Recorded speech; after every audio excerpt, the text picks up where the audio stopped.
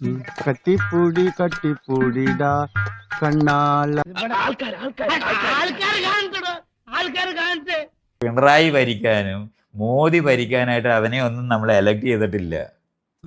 ഇനി ഇവിടെ നിന്നാൽ എന്റെ പണി പോവും. ഇവിടെ വോട്ട് ചോദിച്ച് നടന്ന ഒരു കഴുതയാണിതൊക്കെ. നാണം കെടുത്തല്ലേ നായിന്റെ മോനെ.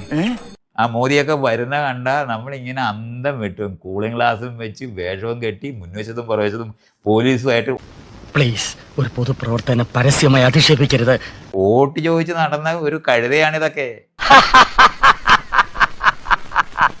വോട്ട് ചോദിച്ച് നടന്ന ഒരു കഴുതയാണിതൊക്കെ. വോട്ട് ചോദിച്ച് നടന്ന ഒരു കഴുതയാണിതൊക്കെ. ആ വരവൊക്കെ ഒന്ന് കാണണം. ചാകാൻ പോവാന്ന് തോന്നും. ഞാൻ എൻ്റെ ജാതകം ഒന്ന് നോക്കിച്ചാലോ എന്ന് ആലോചിക്കായിരുന്നു. ഈ മാനഹാനും ദ്രവ്യനഷ്ടം എത്ര കാലം കൂടി ഉണ്ടെന്ന് അറിയാനാണ്. കാര്യങ്ങൾ ഇത്രത്തോളം ആയ സ്ഥിതിക്ക് നമ്മൾ പുറകോട്ട് പോകരുത്. അത് ശത്രുവിന്റെ ബലം കൂട്ടും. നമ്മളും ധൈര്യപൂർവ്വം നിന്ന് അവന്മാര് പതറും പിന്മാറും. അങ്ങനെയല്ലേ ഫ്രണ്ടിലും പുറകിലും ആംബുലൻസുമായിട്ട് പോകുമ്പോൾ ശവവലിയ കൊണ്ടുപോകുന്നേ. നാണം കെടുത്തല്ലേ നായിന്റെ മോനെ. പരിഹാസ ശരങ്ങൾക്ക് നടുവിലൂടെ ആയുധമില്ലാതെ നീങ്ങുന്ന ഒറ്റപ്പെട്ട പടയാളിയെ പോലെയാണ് ഞാൻ. ഈ ശവങ്ങൾ ജീവനുള്ള ജീവൻ. ഒരു പണക്കാരനെ ബഹുമാനിക്കാൻ ശീലിക്കണോ? ബഹുമാനിക്കാൻ ശീലിക്കും.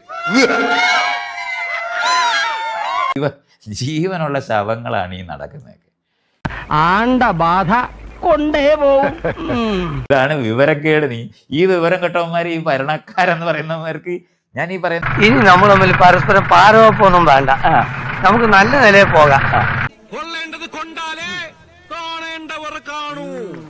ഗവൺമെന്റിൽ ജോലിക്ക് പോകണമെന്ന് പറയുന്നത് എന്തിനാണ്? അഴിമതി ചെയ്ത് ജീവിക്കാമെന്ന് അറിയുന്നവരായി പോകുന്നത്.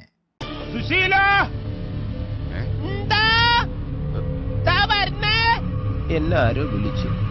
രാഷ്ട്രീയക്കാരെന്ന് നമ്മൾ പറയാം. അത് എവിടെ നിന്ന് വന്നു? ഇവന്റെ അച്ഛന്റെ വീട്ടിൽ നിന്ന് വന്നതാണെന്നെങ്കിലും ഓർക്കണ്ടേ? ഒന്ന് നിർത്ത്. പറഞ്ഞിരുന്ന് സമയം പോയത് അറിഞ്ഞില്ല. ചെന്നിട്ടൊരു 100 കൂട്ടം ജോലിയുണ്ട്. ഞാൻ ഇറങ്ങട്ടെ.